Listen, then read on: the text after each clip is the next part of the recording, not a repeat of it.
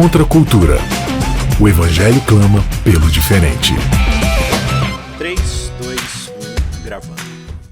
Começando mais um Contra a Cultura, chegando aqui para você na Rádio Novo Tempo. É uma alegria muito grande ter a sua companhia. Eu sou Isaac Rezende e a gente vai começar mais um episódio todo especial do Contra a Cultura falando sobre a educação na Bíblia. Estamos aqui na temporada biblia.edu e a gente vai aprender hoje sobre como Jesus é o nosso mestre, como ele nos ensina a respeito de quem é Deus e de outras verdades tão profundas e significativas para a nossa vida. E para a gente poder conversar um pouco sobre esse assunto hoje, está de volta ela, que arrebenta neste programa, Mayara Costa. Tudo bom, Mayara? Amigo, bondade sua. Tudo bem, graças a Deus. Tava fazendo falta aqui com a gente.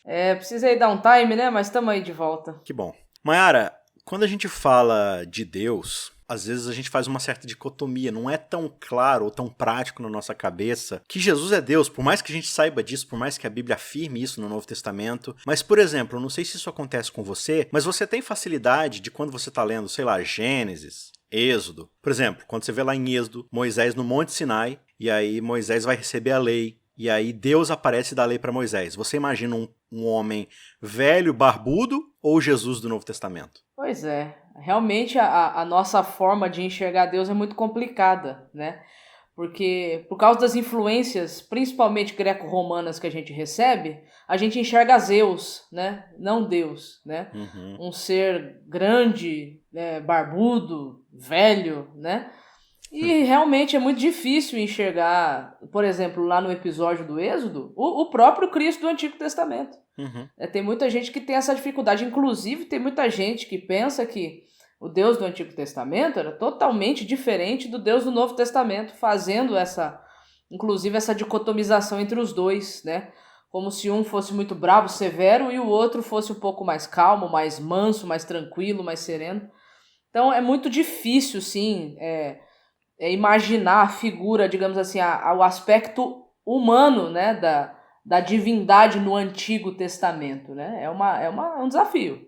E na verdade, a gente vai ver alguns textos daqui a pouco sobre o papel de Jesus, né, no decorrer de todo o papel da criação e no desenvolvimento do mundo, mas de fato, quando a gente vê a manifestação divina no Antigo Testamento, a gente está falando de Jesus Cristo. Então, muito antes do Novo Testamento, de Jesus se encarnar como ser humano, quando a gente vê as manifestações, né, as teofanias, né, os encontros do homem com a divindade, a gente está vendo o encontro de Deus Filho com as pessoas, né? O episódio de Jacó, Exato. Por exemplo, onde ele luta com Deus, o episódio ali de Moisés que a gente já mencionou, né? Todas essas manifestações, lá na fornalha com os amigos de Daniel, tudo isso aí é Jesus aparecendo, Sim. né? Mesmo quando Até a gente mesmo acha lá que... com Abraão, né? A visita Exato. daqueles Isso, três bem homens lembrado. lá em Gênesis 18, Uhum. é Cristo com dois anjos que visita Abraão na tenda. Exato. Então, por exemplo, quando Deus está negociando com Abraão para ver se vai destruir Sodoma e Gomorra, não, esse é o Deus Pai, que ele é mais irado. Não, é Jesus. É Jesus que está falando que vai destruir Sodoma e Gomorra, né? Não, mas Jesus é amorzinho e tal. Então, na verdade, Jesus é a exata representação do caráter do Pai. Ele vai cansar de falar isso, né? Então, o que a gente vai perceber no decorrer desse estudo, eu espero fique claro para você, a gente vai visitar alguns textos aqui, mas você pode se aprofundar um pouco mais, anotando essas passagens depois e estudando com mais calma. Beleza? Antes da gente continuar, eu quero lembrar e pedir a você, né, lembrar que a gente está lá no YouTube, em youtube.com/cristãoscansados ou no site cristãoscansados.com.br. Lá você encontra muito material além do que a gente fala aqui no Contra a Cultura. O Contra a Cultura é um episódio de 27 minutos. E lá, durante a semana, a gente vai soltando outros pontos da conversa que não ficaram dentro do episódio. Então, todo dia tem um dropzinho ali, tem um trechinho a mais para sua reflexão. Você pode usar como meditação ou para iniciar o seu estudo diário ali e tudo mais.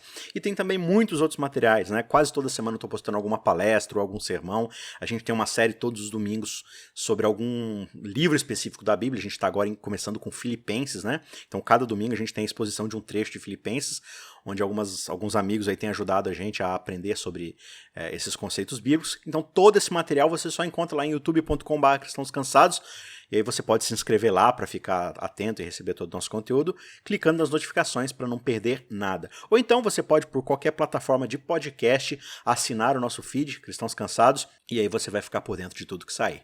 Beleza, então voltando aqui, Maiara, para o nosso estudo, eu queria convidar você e o pessoal para a gente iniciar o nosso estudo aqui em Hebreus, no capítulo 1. Hebreus é uma carta, né? É um sermão, é uma homilha maravilhosa, porque ela tem como objetivo mostrar para a audiência, ou seja, para aqueles que vão ler essa carta ou ouvir esse sermão, como Cristo Jesus ele é superior a tudo aquilo que o ser humano possa almejar nessa terra. Então assim, mas nós temos a revelação de Moisés, então Jesus é superior. Tá, mas nós temos o santuário, então Jesus é superior. Mas nós temos o sacrifício, superior. Nós temos a escritura, superior. Mas nós temos... superior. Os anjos, superior. Só que ele começa, Maiara, a introdução aqui desse sermão, dizendo o seguinte, no verso 1. Antigamente, Deus falou muitas vezes e de muitas maneiras aos pais pelos profetas. Mas, nestes últimos dias, nos falou pelo Filho, a quem constituiu herdeiro de todas as coisas e pelo qual também fez o universo. Um comentário breve aqui. Essa expressão muitas vezes e de muitas maneiras, a forma como o grego está construído aqui é bem interessante, porque ele dá a entender o seguinte, que na antiguidade, Deus falou muitas vezes e de forma extremamente fragmentada. Ou seja, ele falou um pouquinho aqui, falou um pouquinho lá, falou um pouquinho naquele momento, deu aquela revelação um pouco. Você tem uns grupos aqui, né? Começa com os pais aqui podem ser considerados os patriarcas. Desde Adão, passando por Noé, chegando em Abraão, Isaac e Jacó. Depois vem os profetas, né? Considerando a transição ali de Moisés até Samuel e dali seguindo, né? Isso, de Samuel para frente até, de fato, chegar no último profeta, que seria, no caso, Malaquias, né? Você observa aqui que está havendo uma revelação progressiva em relação a quem é esse Deus. E aí o texto ele é tão claro em dizer que a revelação máxima de quem é esse Deus viria depois. Exato, quando ele diz que nestes últimos dias, ou seja, a partir desse momento, depois que Cristo apareceu, ou seja, a partir do momento que Cristo aparece, já são os últimos dias, né? Aquilo que havia de acontecer como revelação aconteceu plenamente, né? Daqui para frente agora já estamos no encerrar da atividade divina, no sentido do plano da redenção, né? Então ele diz aqui que nele foi feito todo o universo, né? E o verso 3 diz, o Filho, Jesus, é o esplendor da glória de Deus e a exata expressão do seu ser, sustentando todas as coisas pela sua palavra poderosa. Depois de ter feito purificação dos pecados, assentou-se à direita da majestade nas alturas. E aqui ele fala que ele se torna tão superior aos anjos, tendo um nome mais excelente do que eles, né? Ou seja, Cristo Jesus, quando a gente olha para Cristo, a gente tem uma exata e perfeita demonstração de quem é Deus o Pai. É uma cópia. Não existe diferença entre os dois, né? Vamos dizer assim. Então não adianta. Se a gente realmente quiser conhecer de fato quem é o Pai, a gente tem que olhar para Cristo, que é a exata expressão do seu ser, resplendor de quem ele é. Então não tem outra forma da gente conhecer a Deus o Pai se não for através de Cristo. Eu acho que qualquer outra forma que a gente escolha para querer conhecer Deus o Pai é pálida e não é de todo suficiente. Acho que é Paulo fala isso em Romanos 1, né? Que ele até fala ali da natureza, né? E tem muita gente que pelas revelações que Deus deu de si mesmo na natureza, eles são indesculpáveis. Por quê? Porque você consegue conhecer alguns atributos de Deus pela criação, por exemplo, pela natureza. Mas se a gente quiser de fato conhecer Deus no todo que nós podemos, né, conhecer agora, esse conhecimento ele tem que vir através de Cristo. Um outro texto, Maiara, que a gente pode ver que vai bem na linha do que o autor de Hebreus está dizendo, é justamente o Evangelho de João. O Evangelho de João aqui é possivelmente um dos últimos livros a serem escritos dentro do cânon bíblico, né? É o último, né? A grande, fortíssima possibilidade é o último livro, cronologicamente falando, isso, né? Se os arqueólogos, os historiadores aí estão certos, ele já é depois que João volta de Patmos. Ele sai de Patmos, e volta para Éfeso, no caso, né? Isso. E o Evangelho de João ele é totalmente diferente dos outros 3 evangelhos, porque João ele cria uma estrutura aqui para provar um ponto. E esse ponto que ele quer mostrar é que Jesus é Deus E esse Jesus, ele está conosco, mesmo que nós não possamos vê-lo diante de nós, mas ele se revelou a nós e por causa dessa revelação a gente tem a certeza de que nós conhecemos a Deus por intermédio dele, exatamente, né? E a nossa fé está firmada nisso. Então ele começa o capítulo 1, verso 1, essa introdução aqui, o prólogo de João, falando exatamente isso. Ele diz, olha, no princípio era o verbo, e o verbo estava com Deus, e o verbo era Deus, né?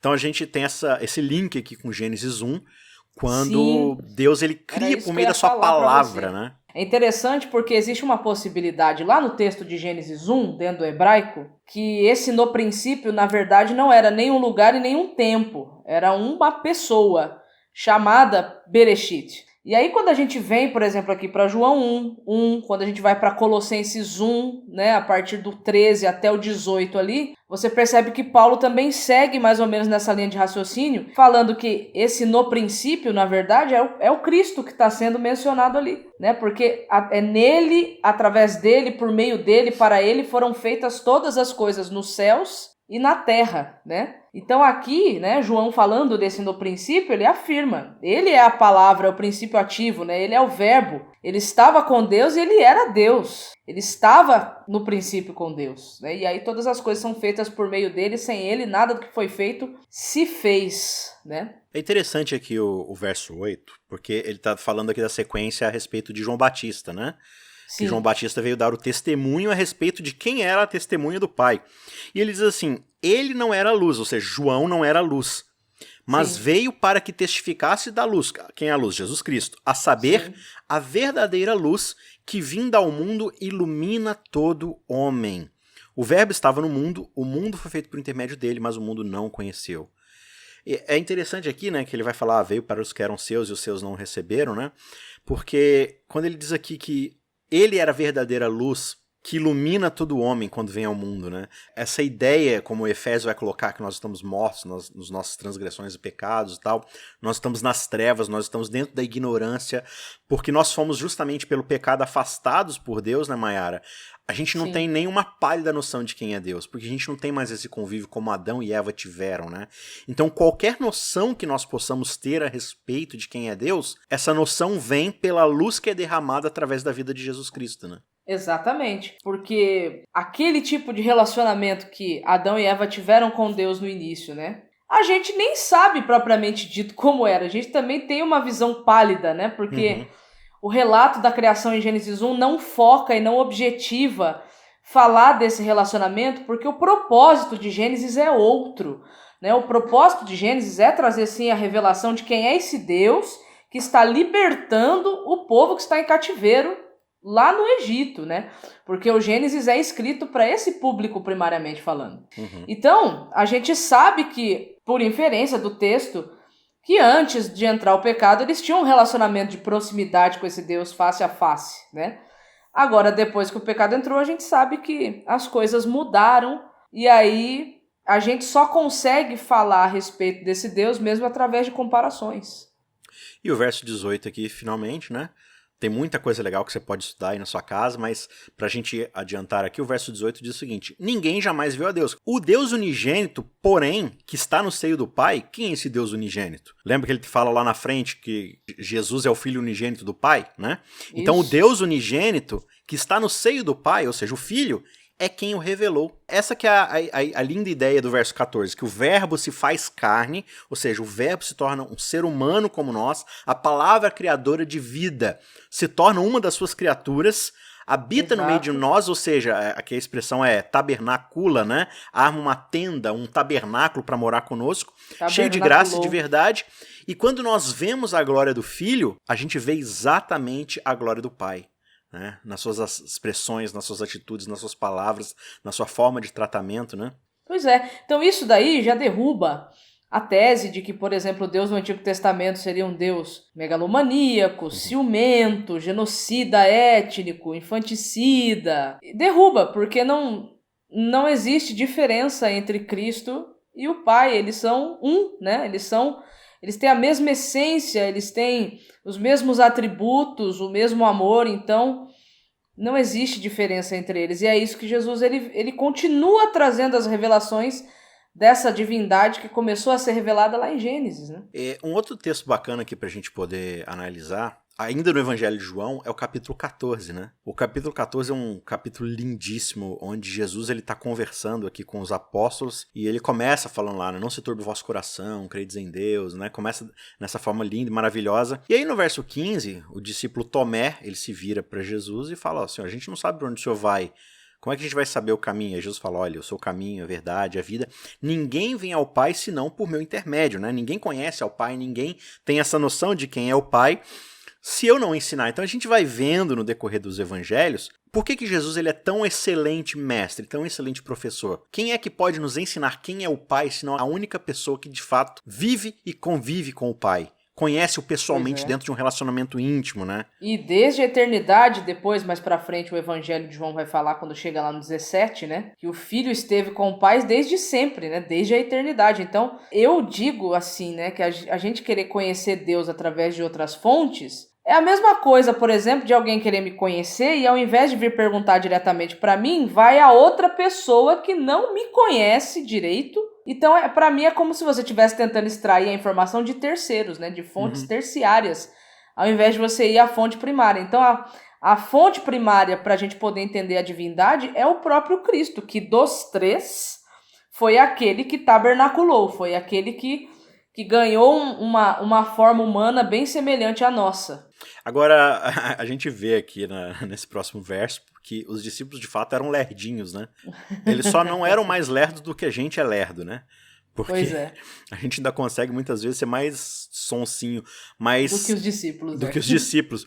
Mas ele diz no verso 7, Jesus, né? Se vocês tivessem conhecido a mim, vocês conheceriam também o meu Pai. Porque desde agora, vocês o conhecem, o tendes visto. Ou seja, ele tá falando assim, olha, é óbvio que eles não estão vendo o Pai no sentido, né? Físico pleno ali da coisa, né? físico. Mas Jesus está dizendo o seguinte, olha, se vocês conhecem a mim, vocês têm conhecido ao Pai. Vocês já o têm desvisto, porque vocês estão vendo a mim. Aí Filipe pergunta, Senhor, então nos mostra o Pai e isso nos basta. Ou seja, eu falei, eu repeti, mas você ainda não entendeu nada. Né? Mas é engraçado porque a gente se prende muito a essas questões, às vezes as questões do aspecto humano. Como será que Deus, o Pai, por exemplo, é humanamente falando no sentido do aspecto físico? Cara, a Bíblia não se preocupa em dar o aspecto da aparência física de Deus. Nem de Cristo, que esteve nesse mundo, que você tem aí pelo menos dos 4 biógrafos, você tem 2 que conheceram, né, Jesus assim de perto, né, Mateus e João, né? Nem eles que andaram 3 anos e meio com Jesus não fizeram, assim, digamos, questão de trazer a descrição da aparência física dele. Às vezes a gente se prende nisso, então não sei, posso estar errada, mas parece que a sensação que dá quando a gente lê o verso 8 aqui, Filipe pedindo para Cristo mostrar o Pai, é porque eles estavam, talvez, né, assim, é o que dá a entender, muito curiosos em relação a como seria a aparência física do Pai, né? Só que Jesus veio mostrar o caráter do Pai, né? Quem ele é, né? Não como ele é, mas quem ele é, né? Extrapolando bastante aqui o texto bíblico, fazendo um exercício de imaginação, mas quando a gente tenta refletir um pouco em como começou o grande conflito, né? Como começa o grande engano, como é que Lúcifer lá no céu ele começa a se distorcer dentro das suas ideias, dos seus planos, mas você entende que Jesus ali, ele agia como os próprios anjos, né? Jesus sempre teve esse papel de transição, digamos assim, no sentido de Deus é uma glória muito grande, totalmente distante das suas criaturas, no sentido material e no sentido de essência, né? Então, assim, para você se relacionar com a glória do Pai é um negócio muito abismalmente longe de você. Então, o grande papel de Jesus, que a gente percebe que já é desde antes dos evangelhos, é que Jesus ele faz essa transição para suas criaturas, né? Então Jesus, pelo que a gente entende na linguagem de Apocalipse, por exemplo, de Daniel, é que Jesus ele também tem esse aspecto de anjo, né? Para que os anjos tenham esse relacionamento com Deus, para que os anjos entendam quem é Deus, se relacionem com Deus, mais próximo de algo que diz a respeito a quem eles são, né? No entanto que ele é chamado de arcanjo na Bíblia, no entanto que ele é chamado também de o príncipe dos exércitos, né? Ou o senhor dos exércitos. Esses exércitos dentro da mentalidade do texto lá representa as hostes angelicais, né? Exato. Não, e aí, assim, eu imagino, de novo, eu estou extrapolando bastante aqui minha imaginação, mas imagina que Lúcifer tenha se relacionado com Jesus como arcanjo ali, né? E falou assim, não, mas ele é alguém igual a mim. No fim das contas, ele é só mais um anjo. Né? Aí agora Deus o Pai vai fazer uma reunião lá dentro para decidir criar outros universos, aí ele chama Jesus, que é um anjo igual a mim, e eu fico de fora. Por que eu não tô lá? Né? Então, assim, ao mesmo tempo em que Deus ele se rebaixa para se tornar conhecido e acessível às suas criaturas, ele abre brecha para que a gente confunda as coisas, né? E para que a gente não valorize tanto assim e perca a noção do sagrado e da santidade divina às vezes, né? Uma frase que eu ouvi, e eu nunca lembro os autores, mas não tem problema. Se você procurar na internet, você acha o autor. É que Clarice o ser humano... Lispector. É Clarice Lispector. Machado Agatha de Assis. Christie. Paulo Coelho. Nossa. Nossa, aí eu fui longe demais. Diz aí. É que tem um autor, eu não lembro agora se é o Lewis ou se é o Philip Yancey, enfim, eu não me lembro de verdade, mas que ele diz assim que o homem, ele tem o hábito, o homem usa máscaras para se esconder, mas Deus usa máscaras para se revelar. Então, Deus, ele oculta, né, tudo, digamos assim, que ele é e vem revelando gradativamente no passo que as suas criaturas, quer sejam homens ou quer sejam anjos, possam ir através de um relacionamento conhecendo. Eu tenho para mim, principalmente, por exemplo, quando eu leio Ezequiel 28, ou o livro de Ezequiel, né, porque o Ezequiel, dos livros bíblicos, é o que mais trata, por exemplo, da figura dos querubins. E quando você observa nessa hierarquia celestial, né, eu vou usar esse termo, os querubins eram aqueles que estavam mais próximos do trono, né? Eram os que estavam mais próximos, eram os que tinham mais proximidade. Mas ainda assim, para ter um conhecimento grande de quem é esse Deus, é como você falou.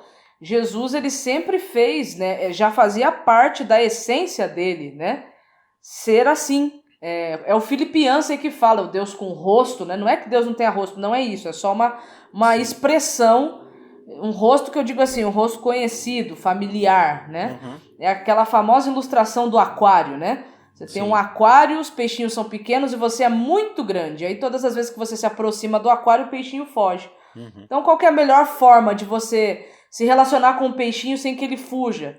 Se você se tornar um peixe também, né? Então dá a entender, pelo que você falou aí, que Cristo ele já tinha isso, né? Já era um traço da personalidade de Cristo ser assim, né?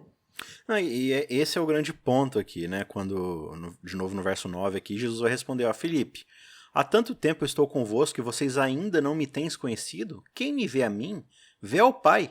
Como é que você pode me dizer, mostra-nos o Pai? Não crês que eu estou no Pai e que o Pai está em mim?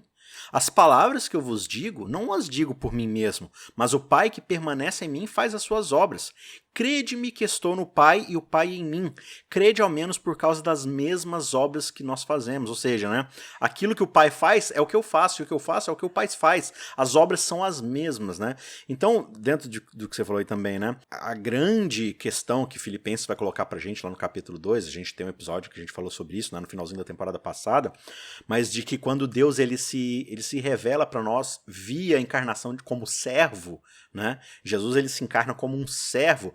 É justamente esse ponto de que para que o ser humano se aproxime novamente de Deus, por causa do medo ele não consegue, por causa dessa ruptura, né? Desde o Éden, quando Adão sai correndo para trás dos arbustos e tal, Jesus ele se transforma em alguém semelhante ao ser humano, né? Como o próprio ser humano e tal. Só que aí, ao se transformar como servo, ele se submete à possibilidade do que o ser humano pecador, opressor, costuma fazer, que é agir com violência para aqueles que estão abaixo dele, né? Então Sim. É assim que Jesus é tratado, né? Como a parábola que ele vai contar, olha, lá vem o filho do dono da vinha, vamos espancar ele e ficar com a vinha, né? E é justamente o que acontece com Jesus, né? De tão fraco que ele se coloca no sentido de servo, o ser humano se aproveita disso para justamente tirar a vida dele, né? Só que até isso é uma exata representação do caráter do próprio Deus, né? Exatamente. Então você vê que interessante, né? Uma divindade toda poderosa como é a divindade que se apresenta na Bíblia, mas ao mesmo tempo que é toda poderosa, também se torna vulnerável, né? Também mostra ali a sua vulnerabilidade, a sua disponibilidade de não ser aceita, né? De ser rejeitada, de sofrer na mão da própria criação. Isso é bizarro. Quando Cristo morre na cruz, a própria natureza, que é inanimada, reage a morte de Cristo na cruz. O sol esconde a face, fica aquele eclipse, né? Você vê, né? Que coisa interessante, né? Até onde esse Deus ele é capaz de ir. Vai até onde precisa ir, né? Agora, o que mais me chama a atenção, e eu já falo isso aqui pra gente encerrar o episódio, é que quando ele diz aqui que Jesus ele está fazendo as mesmas obras que o Pai faz, e as obras que o Pai faz são as mesmas obras que Jesus faz, é importante a gente lembrar onde está sendo dito e onde está sendo colocada essa conversa entre Jesus e os discípulos. Exatamente. O capítulo 14 de João é exatamente na ceia. Se você vai até o capítulo 13, você vai ver exatamente que eles vão até a ceia. Embora o evangelista aqui, João, ele não descreva a ceia, ele simplesmente fala, olha, era a época da Páscoa, eles foram ter uma ceia. E aí ele ignora completamente os eventos da ceia e se foca na conversa, no diálogo, né? Enquanto os outros lá estão mais descrevendo a festa em si. Mas uma coisa fica clara, Judas, ele fica daquele jeito dele, sai para poder trair Jesus, e em seguida, quando Judas sai para trair Jesus, Jesus se levanta, cinge o lombo, né? Ele pega a toalha e coloca nas suas costas e começa a lavar os pés dos discípulos. Lavar os pés de alguém era uma das tarefas mais humilhantes que tinha, né? Era do servo mais ralé que tinha lavar os pés dos outros. Jesus, o mestre, o rabi, o próprio Deus começa a lavar os pés dos discípulos. Então, depois de ele lavar os pés de todo mundo dessa forma humilhante, ele vira para eles e fala assim, as obras que eu realizo, Mayara, são as obras do próprio Pai. Tudo que Cristo fez é o que o Pai estava fazendo através dele também. Nada do que Cristo fez foi desassociado à vontade do Pai. Inclusive, ele vem para fazer a vontade do Pai. E é interessante porque você está mencionando a última ceia aqui, né? João foca muito nesse episódio da última ceia. O que aconteceu nessa última ceia, né? Antes de ir para o Getsemane, né? Os outros evangelhos pulam esse pedaço, pega só um pedacinho e vai para o Getsemane. E aí você vê como a vontade do Pai, naquele momento, foi pesada para Cristo, mas mesmo sendo pesada, ele vem para fazer a vontade do Pai. A gente quer se despedir de você nesse programa que está acabando, mas, como eu já disse no começo, a gente tem material extra aí durante a semana, então corre lá em youtube.com/cristãoscansados ou em cristãoscansados.com.br, que você vai lá encontrar ou o podcast ou os vídeos no YouTube que vão sendo soltados, e a gente vai conversar um pouquinho mais sobre esse assunto que está muito legal. Eu te espero lá, por enquanto. Um abraço, Mayara, e a gente se vê na semana que vem. Tchau, tchau. Contra a cultura. O Evangelho clama pelo diferente.